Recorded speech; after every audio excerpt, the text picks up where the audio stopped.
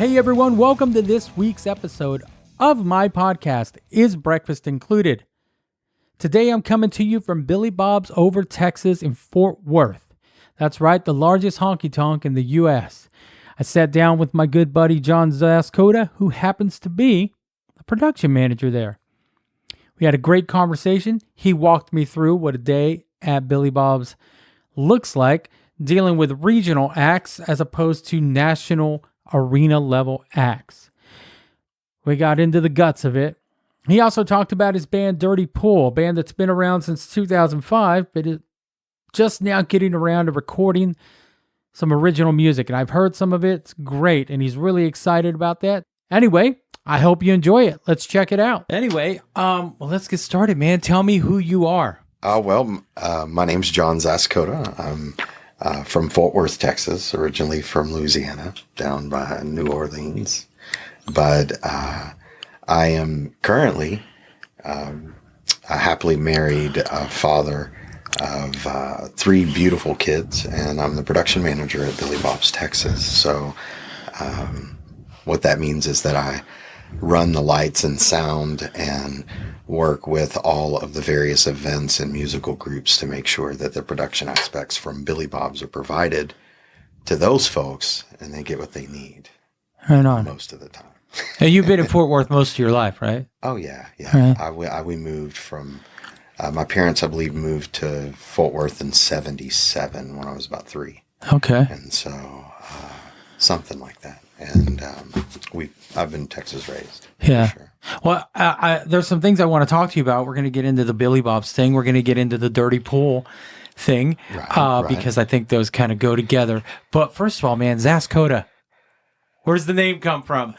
Do you know anything about your last name? I tell you that because I've never met another Zaskoda other than your kids and your wife. Really? That's crazy. You know, it's, and I say that's crazy because it's a fairly popular name in Texas. Not so much that a lot of people have it, but it's heard in this region because ironically enough, while most people relegate it to be or assume that it's a like Austrian or Czech thing, while its origins are there and they go into, I guess from what I understand is kind of a common name, mostly pronounced Skoda there, which there's a car from the Czech Republic called a Skoda. That's a very popular car in Europe. And so apparently it's like a Ford last name or a Smith last name there.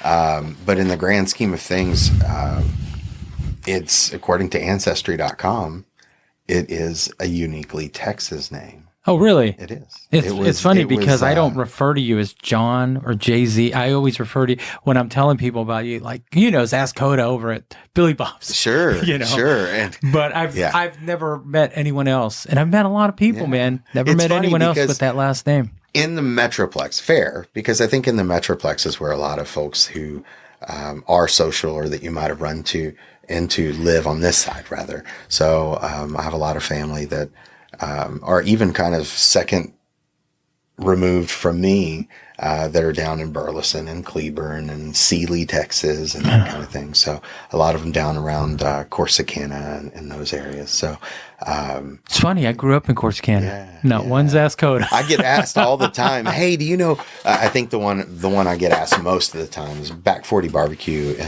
in North Richland Hills. My cousin Mark, my second cousin Mark, and his wife Missy own that. And so everybody asks me, "Hey, do you know Mark Zaskoda?"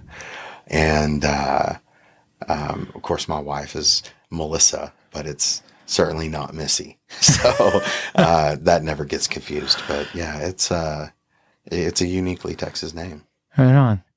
And you are currently the production manager of Billy Bob's. And from what I understand, just the research I've done, you're the third? It's been around since 81, right? I think it's fair to say maybe third official. There's a lot of people that have contributed and kind of led the department over the years, namely Bear Crossnow, who recently, rest his soul, just passed away. Yeah, not a few weeks ago, right? A few weeks ago. He'd been struggling for a while. In my first few years, going into 4 years now, my first couple of years, Bear was here prior to COVID. And, at that point in time, he was kind of production manager emeritus, kind of just showed up and he was bare. I mean, he absolutely had his opinions and had his input, and everything was taken seriously. But for the most of the part, he really just enjoyed being in the club, remaining social, staying around and moving. But it was pretty clear into just before pre-COVID that he was slowing down. Yeah. And so he was just the guy that liked to be around it still. Yeah. And if you had a question, he had 40 the years, answer. man. Could you imagine being in this building for 40 years? I can. At that point, it's part of your life. It's not. It's not if you think that if you don't show up after that long, you're just under the illusion of choice. You show up because you have to. Yeah. And, that's what he did right to the very end. Right on, man. Then Rick Torres, who stepped in, I think he was working, if I'm not mistaken, was working with and for Bear, and then stepped up to production manager. I could be wrong on that, but Rick came and did a real great job for a few years, kind of wrangling in the department, probably from where it was, and eventually moved on. And for a while, the department was just kind of open. There really wasn't anything going on. I think that just as well as I do that the atmosphere and the culture, what we do as a production team at Billy Bob's is different than normal production stuff. And that being said, I had come in probably 2 or 3 times with Josh Weathers, and worked with the team and saw meeting Marty Travis, who's the general manager, saw that there was a need, and I enjoyed it. At the time I was tour managing for Josh. I was kind of in a one of those what seemed all too often kind of transitional periods in life where I wasn't in limbo, but I didn't know exactly what I was going to do with my future. But I knew that I didn't want to drive around in a van all the time. And that was no slight to Josh and them, because they're my brothers. I love those guys. Yeah. But it was just, my kids were finally, all that stuff that you hear people talk about when they start getting older, all that stuff was happening. My kids weren't, I wasn't seeing them as much. I didn't want to talk to my kids on the phone and have my relationships be that way, or miss all of their choir performances or whatever. Yeah. And after a while, I started seeing the value in the transition of my excitement. It became more where I was excited to go see my daughter sing at middle school than I was about going and just doing another gig. Yeah. And again, no slight on what I was doing. I just no. Needs. It's some. I've always realized that some people realize that early when they start doing it, then rather than when they get deep into it, and for you, it worked out. Well, it did. And, I found this opportunity, kind of courted the opportunity for a while because, as well as I do, I mean, I'm a guitar player that's been around production for decades, but I'd never really served as a quote unquote production manager. Yeah. So to be honest with you, I think, did you fake it till you make it? Well, I can tell you that, the answer is yes. Yeah. I mean, because really, while I have, and there's still aspects where I'm doing that because there's always more stuff to learn in this industry. But, I can tell you that I thought I knew everything that it took. And what I really learned, the first thing that I learned coming here was that I didn't know half as much as I thought. And that was in itself was a challenge because it was a strike to my ego. It was a strike to my level of confidence, and honestly, it was a strike against the impressions that I was trying to make with the guys that were here that did know the deal, Yeah. And so I guess the upside of that was, and what the guys who put me in the position that I'm in now saw in me, was that it was a department that needed some shaping. There was some,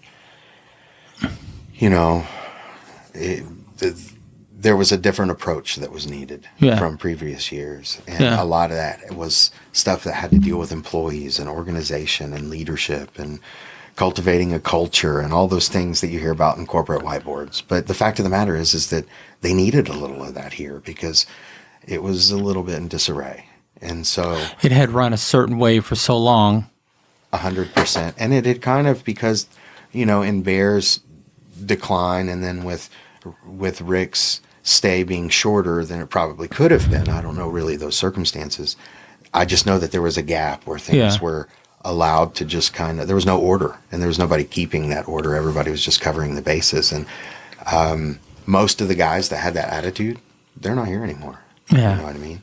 And the guys that are still with me from day one are the guys who were the guys that were making sure that all the bases were covered despite those challenges. So I'm super happy to have those guys still with me. Right on. I talked to other techs and production personnel from tour, and I was talking to a friend of mine, Noel Jordan, and we got into this concept of we should talk to somebody in a local crew, which is where you come in. Right. Like, we do the same show every day. Sure. On tour.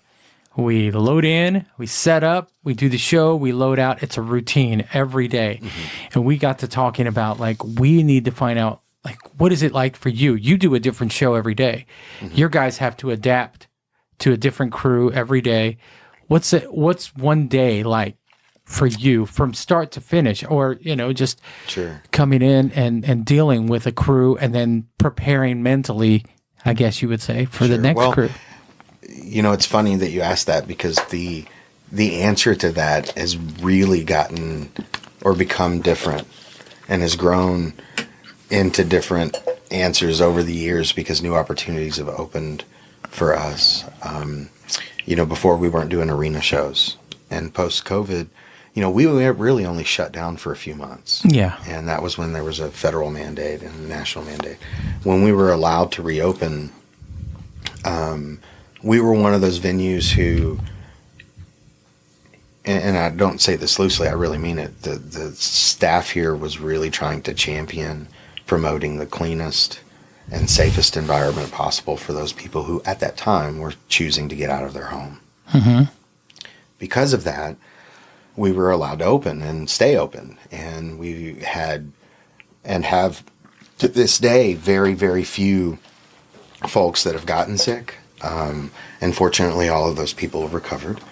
And I think it was because of those protocols early on that we were able to maintain our momentum. However, it was exactly because of those protocols and some of the national attention that we received that a lot of larger bands who probably weren't going to have the opportunities to play in the larger stadiums for that year because of the COVID conditions at the time turned their attention towards us. So an average day used to look a lot like, setting up, for the most part, regional, semi-national, if you will. Bus and trailer guys, yeah. So, depending on what kind of act we have, and factoring in our group sales department, which is, I told you before, the production here is a little different because we also have this huge building that has a whole nother revenue engine. And that revenue engine is our group sales department. And these are the people who rent out our facilities for corporate meetings, weddings, parties, reunions, all of those things. And they do a really good job, which keeps us really busy.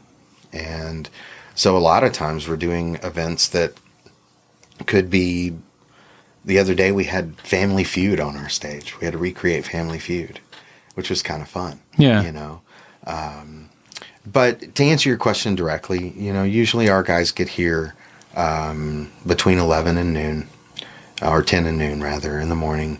And we load in our bands, do exactly what we need to do. There's two different kinds of mindsets we get into. We either do the full production. So for a lot of the bands who don't travel with front of house and managers, PMs and monitor guys, those guys, if we're doing all production for them, then our day's a whole lot more full, obviously, because we're pinning the stage, we're doing all our line checks, we're setting monitors, we're getting all our front of house stuff dialed in, and then we have to do all the sound check, and we do all the legwork, and in conjunction with the various stuff that happens with those group sales events, which are all day. It can be 8 o'clock in the morning. We got to show up to set up music and a microphone. We get through those sound checks, and then usually during midday, we try to take care of all of our setup for group sales in the evening, especially in the December time, holiday time.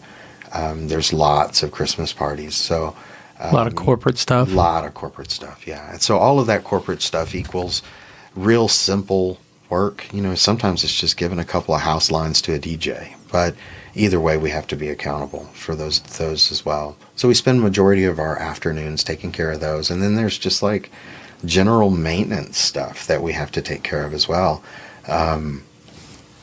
We have a whole house delay system that all of those speakers in every zone have to be cleaned and maintained and checked and made sure they're all working properly and all that pretty regularly. So we have our monthly routines that we go through all of that. And then in the evenings, our day really kind of shifts into its real momentum. Most of my guys come in and they'll do like an 11 to 2, and then I give them a 4 or 5 hour break, and then they'll come back. So the house staff is here all the time. We don't ever really contract people. Everybody that these bands deal with in the morning are the people they deal with whenever we close the door at night. So those guys will come back. So it's not a labor pool. No, not at all. And I like that because, for us, it's better for the artist, it's better for the venue, just so that everybody really understands all those different production aspects that are associated.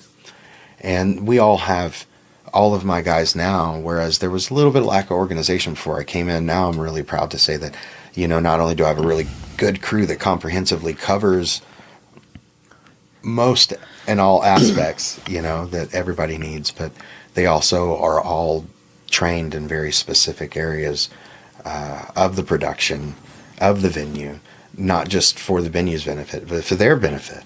I wanted them to be able to grow as young professionals. And it sounds funny because you usually don't hear that in the production culture. No. But it's the truth. I mean, these people, a lot of them are really young and talented, and classic attitudes don't have to prevail.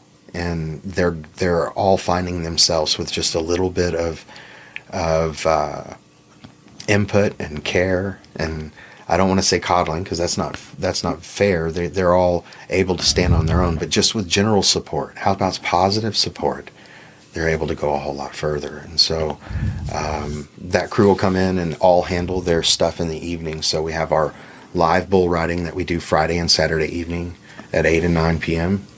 And we produce those shows for lights and sound in there. Again, all of the corporate stuff that we have to take care of in the evenings. And then we have a house band that's here Wednesday through Saturday. We also take care of those guys. We have a DJ that's on duty. Yeah. And we have, we take care of all of our video and, obviously have our own front of house and monitor guys. So again, all the bases are covered until showtime. Showtime, depending on if we're providing support, which, is that second mode I was telling you about, we go into where really we just kind of provide support for touring acts that are self-contained and allow them to do their thing, but still give them what they need from the house to make sure that they can do what they want without a hitch.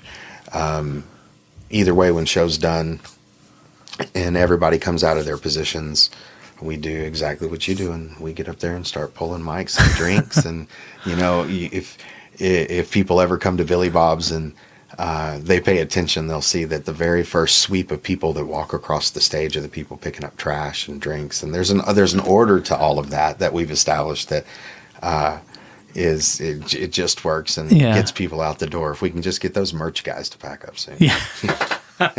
Those guys.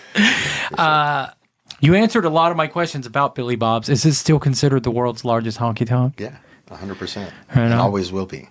And you guys don't have a mechanical bull, right? No, real bulls, not steel bulls. Okay. That's the mantra that gets that question. That's the answer to that question. There was this old friendly rivalry between Billy's and Billy Bob's. Yeah. They had a mechanical bull, and we just weren't going to do it like that. So we do have a stuffed bull that you can take a picture of. You guys are still around, too. Yeah, we sure are. 100%. So, man, I've known you for a long time. Over 30 years, I think I've known you. Isn't that crazy? It's crazy. Yeah. And, like I said earlier, whenever I'm talking about you or whenever I introduce you to somebody or I'm saying I'm going to go talk to my friend Zaskoda, it never fails, man. As we're walking away, I always tell them, like, man, that dude, like, I have always thought of you as somewhat of a savant because Okay. I think everything you've ever done since I met you, you take it to the highest level. I mean, your skating, you were a great skater, your jiu-jitsu, your guitar playing, this gig, you were one of the first guys that I knew that kind of did what I'm doing, like a podcast thing. It was more of an internet radio thing. Do you recognize that in yourself, how you take everything? You were a business owner that did really well. Do you recognize that whenever you jump into something that you kind of take it to the highest level, you don't half-ass it? I mean, that's what I recognize from you. And if you do recognize that, how do you come? Was that something your parents taught you? Like, hey, if you're going to do something, do it. Like, don't half-ass it. It's a hard question to answer. I know, because it's going to sound like if you're going to come off. No, the honest answer is that it's my curse. Yeah. Yeah. Because you can be real good, but how long are you good? Yeah. Why did I need to do so many different things? Why would I put all that energy into seeing these things become so successful and they're not here today? And then moving on to something else. So do I see that? Yeah. Yes. I recognize that I have the ability to break down some walls that others cannot. And people listening, they don't know you like I do. I'm not just kissing your ass. Like, I've introduced you to people, and then we walk off, and I literally tell them, like, that can do anything. Well, thank you. But, and I would like to think that's true. I think all too often, though, when I think about those things, what it does is for me, it kind of amplifies the things that I still want to do that I haven't done. Yeah. But you don't come off as cocky. That's another thing I failed to mention. You don't come off as like, oh, I've done this. Well, I mean, again, I think your perspective, while it's like, man, like I love, like the ego part of me loves what you're saying right now. Stroking that ego. Yeah. But the fact of the matter is that I can't really, it wouldn't be fair to you for the sake of an interview to go, yeah, you're right, man. I can do it. I can do it all. You don't have to say that because I just said, well, and thank you again. But like the fact of the matter is that what I find myself mentally being preoccupied with is finding the one thing that will stick around. Yeah. Right. And the curse part of it is I don't know if that's here. I don't know where that's going to be. So, I think to be intentional is the key to the success. Like I have the switch, and that switch is either on or it's off. And when it's on, I'm getting it done. And when it's off, you can't move me. And until recently, that switch was off. No reason to be real excited. I got a great gig and my life is good. But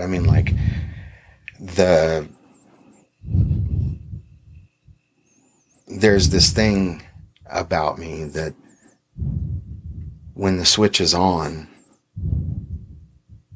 I can't waste time. My brother told me about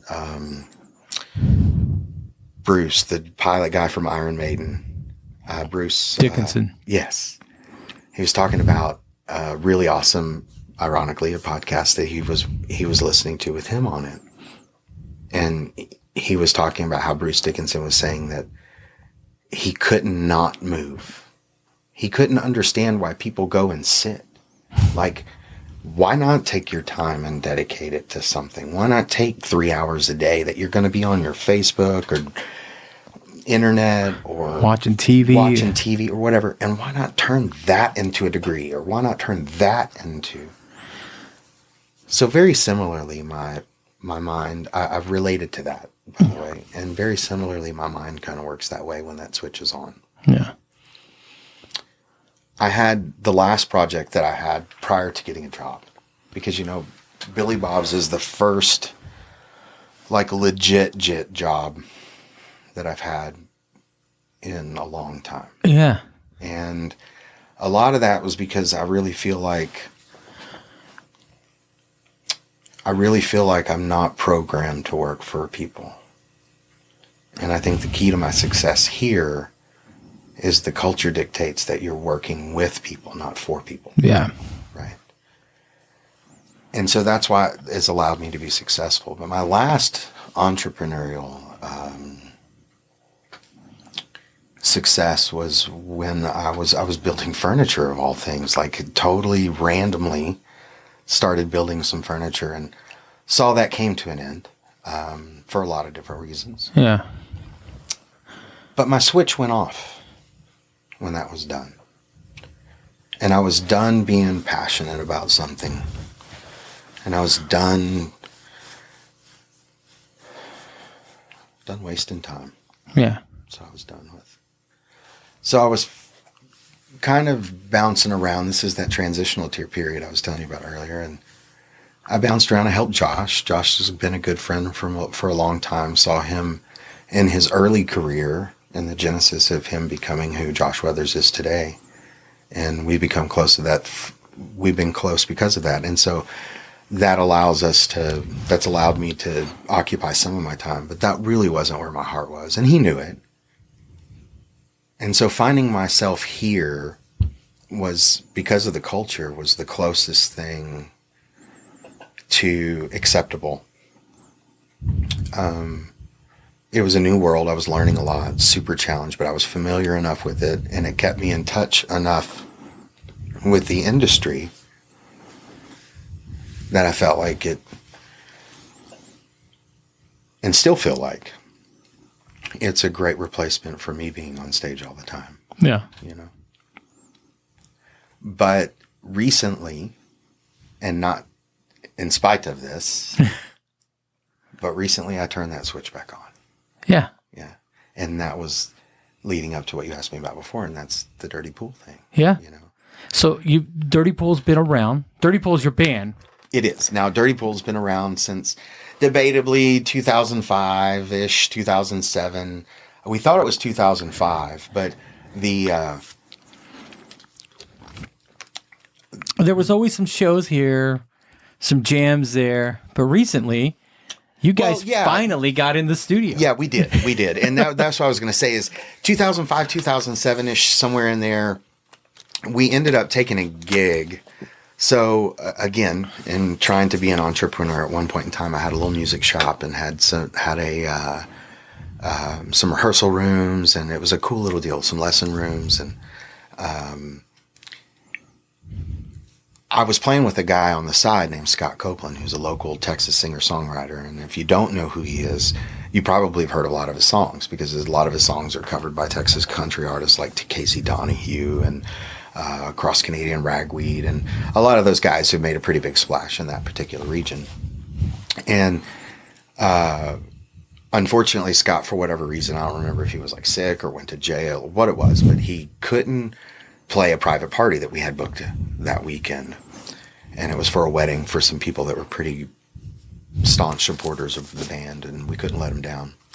So the drummer in that band, Brandon Wallace, and myself put together with John Shook, who happened to be the guy that was teaching bass at my little music shop.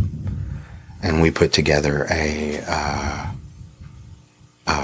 little trio and worked up like 30 songs and went and played this wedding to make it right.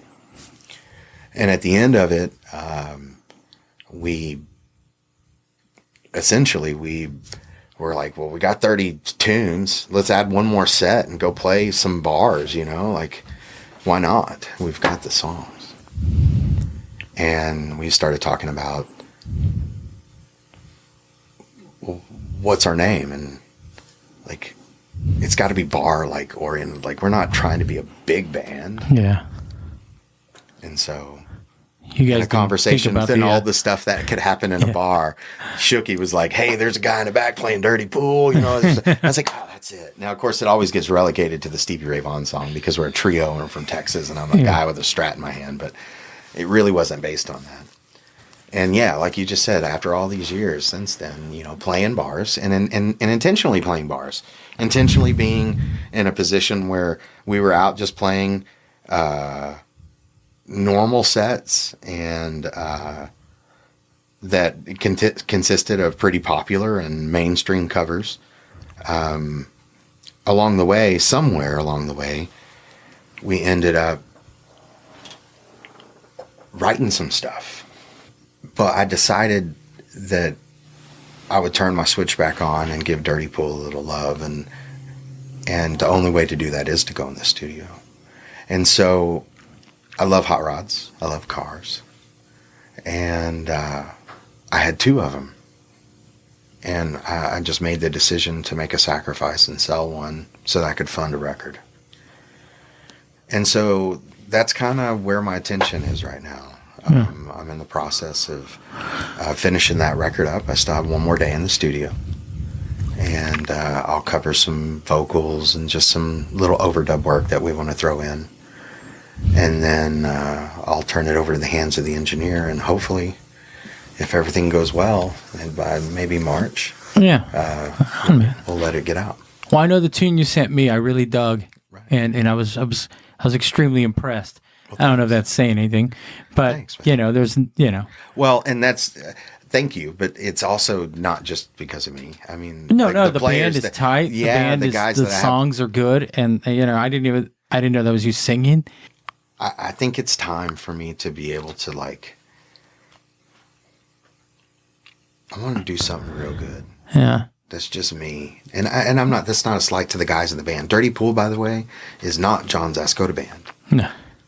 Dirty Pool is John Zaskoda on vocals and guitar, and John Shook on bass, and Brandon Wallace on drums. And just recently, while he's been playing with us for a long time, our friend here in town, Justin Pate, has been playing keys with us. He plays with a lot of guys locally, Brad Thompson and others, but most notably nationally, he was in the Relentless Seven with Ben Harper. Okay. Yeah, which is really cool. You know, I mean, he experienced a lot of really awesome things that we love to hear about from time to time. And he's got some really good stories, but he's a fantastic player. And those guys, as well as some other local musos and people, Grant Jackson Wilburn, the guy who produced it, he happens to be Ryan Bingham's engineer and front of house guy. And he has a studio here in Fort Worth. And Ryan Bingham.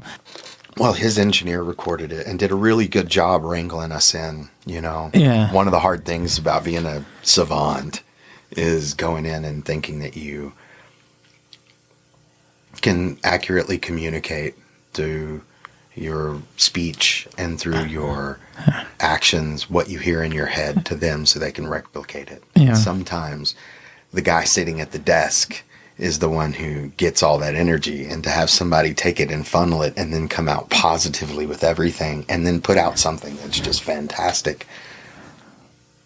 I have respect for that, and that's what Grant did for us. So I'm real excited that people get a opportunity to hear everyone's art in the deal, and that's what makes the record so good. Yeah. But earlier, by calling you savant, I meant that in the highest form. Oh, no, I didn't take it. It's funny to me, and I don't mean to mock you at all. It's not what my intention is. My thing is simply like it's uncomfortable hearing that, because the last thing that I think of as myself is that, you know, and I wasn't really. Just so you know, there's no part of me that was sliding you by saying no. Curse. I know you weren't. I'm just, I wanted you to know that I thought highly of you, and I think highly of you. Well, as well. You know, like I said, we've known each other for over 30 years. Yeah, it's been a long time. I met you when you were dating your wife. Well, Melissa and I, maybe not quite 30 years, maybe just a little less than that, probably like 26 years, but pretty close. Yeah, Melissa and I got together, and, you know, it's really funny because she had the opportunity to to show me a whole different world I'd never lived in. You know, the family life and the traditions and cultures and religion and all of these things that were polar opposite as it seemed to my life. She introduced me to. Yeah. And one of the things was all the good folks in Denton that we met. Yeah. You know, just last week. I mean, none of the listeners will know this, but you will. Like, just last week, Bubba Turner was here with his car at the car show. Yeah. And, you know, I'm like, man. The guy lives around the corner from me. These guys, we literally, you know, we've known each other for so long and still stay connected. The better part of our lives, you know? Yeah, 100%. Well, man, I thank you for taking the time today. I know you know what the podcast is called. If breakfast was included, John, what would you have? Oh, wow. If breakfast was included, I would probably want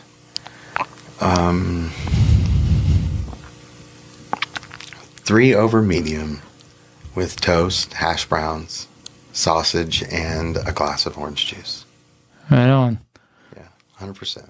I always agree with everyone's breakfast because I love breakfast. Yeah, so. yeah. Well, and let me tell you, man, I hope you don't edit this part out.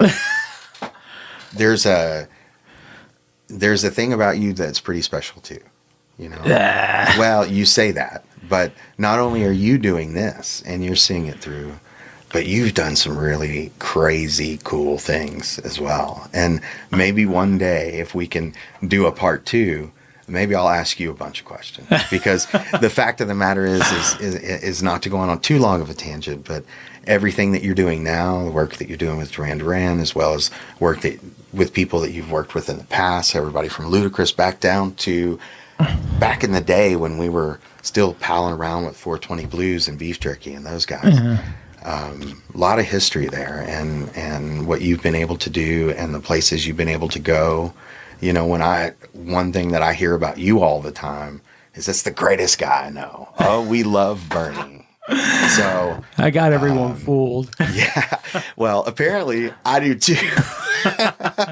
Well, you got me fooled. If you're fooling people, you got me fooled. Likewise.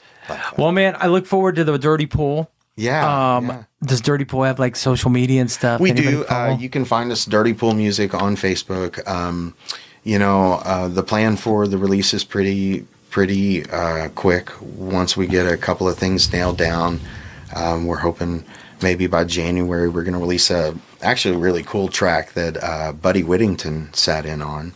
We have a song called Head Start that he came in and played on, and we'll let that out in January. And then in February, I have this one real cool thing I didn't tell you about that I'm doing is over the last since 2005, 2007, when I've been palling around with these guys from Dirty Pool, I've always kept video and footage.